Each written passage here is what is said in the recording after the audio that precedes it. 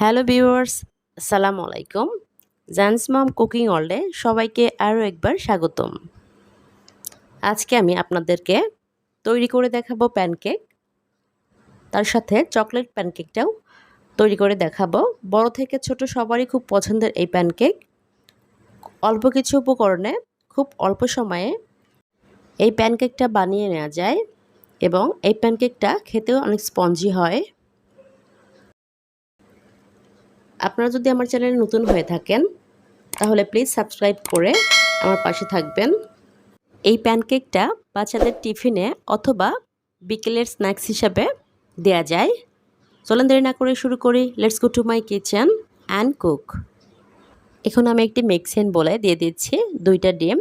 ডিমটা আমি আধা ঘন্টা আগে রুম টেম্পারেচারে রেখে তারপরে আমি এটা এখানে দিয়ে দিয়েছি। এরপর এখানে অ্যাড করছি 1 কাপের মতো চিনি।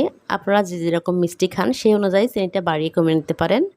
এরপর একটা হ্যান্ড উইক্সের সাহায্যে আমি বিট করে নিচ্ছি।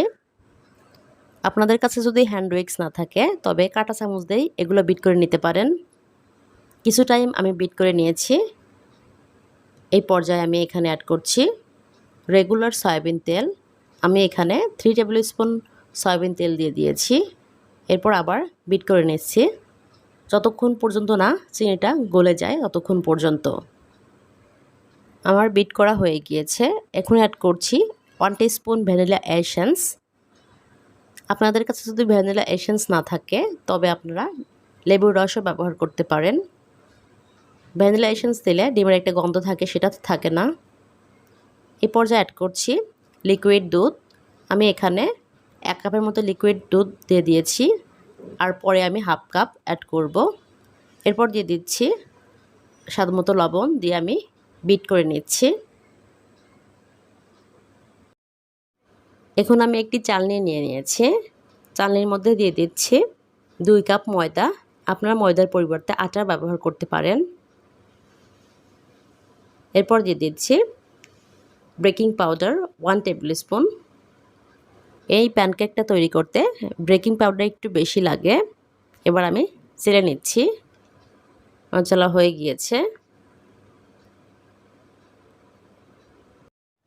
এগুলো আমি এখন হ্যান্ড উইক্সের সাহায্যে মিশিয়ে নিচ্ছি। একটু সময় নিয়ে আমি এটা মিশিয়ে নিব।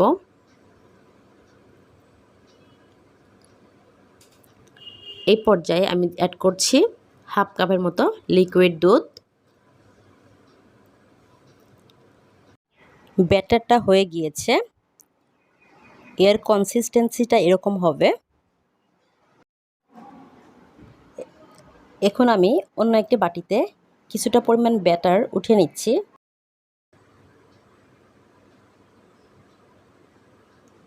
এটা দিয়ে আমি চকলেট প্যানকেকটা তৈরি করে দেখাবো। এখন আমি একটি চালনিতে দিয়ে দিচ্ছি 2 টেবিল স্পুন কোকো পাউডার। এটা আমি চেলে নিচ্ছি। আপনারা শুধু কোকো পাউডার দিয়ে এটা বানিয়ে নিতে পারেন অথবা ময়দা ও কোকো পাউডার মিক্সড করেও বানিয়ে নিতে পারেন।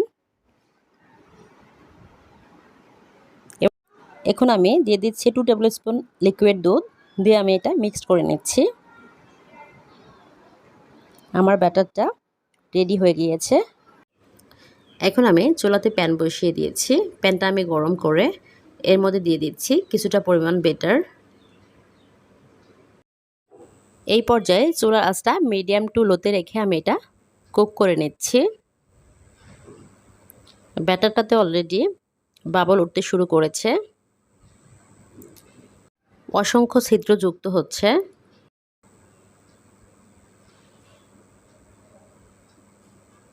আমি 1 মিনিট সময় নিয়ে এক সাইড ভেজে নিয়েছি। অপর সাইডও আমি 1 মিনিট সময় নিয়ে ভেজে নিব। এই সাইডও আমার ভাজা হয়ে গিয়েছে। আমি উঠিয়ে নিচ্ছি। পরেরটাও আমি একইভাবে ভেজে নিব। এখন আমি চকলেট প্যানকেকটা ভেজে দেখাচ্ছি।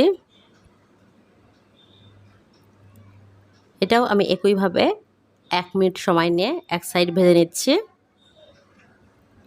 এবার উল্টে দিচ্ছি। অপর সাইডেও আমি 1 মিনিটের মতো সময় নিয়ে ভেজে নিব। এই সাইডও আমার ভাজা হয়ে গিয়েছে। এবার আমি উঠিয়ে নিচ্ছি। পরেরগুলো আমি একইভাবে ভেজে আপনাদেরকে সার্ভ করে দেখাচ্ছি। হয়ে গেল আজকে আমার প্যানকেক। আমি খুব সহজভাবে আপনাদেরকে দেখানোর চেষ্টা করেছি। এক ব্যাটারে 2 ধরনের প্যানকেক দেখিয়েছি। ভেতরটা দেখেই বুঝতে পেরেছেন কতটা সফট হয়েছে। আপনারা অবশ্যই বাসায় ট্রাই করবেন এবং আমাকে কমেন্ট সেকশনে জানাবেন কেমন হয়েছে। ভিডিওটি ভালো লাগে থাকলে please like, comment, share, subscribe করে পাশে থাকবেন। আর যারা অলরেডি সাবস্ক্রাইব করেছেন তাদেরকে অসংখ্য ধন্যবাদ। ভালো থাকবেন। আসসালামু আলাইকুম।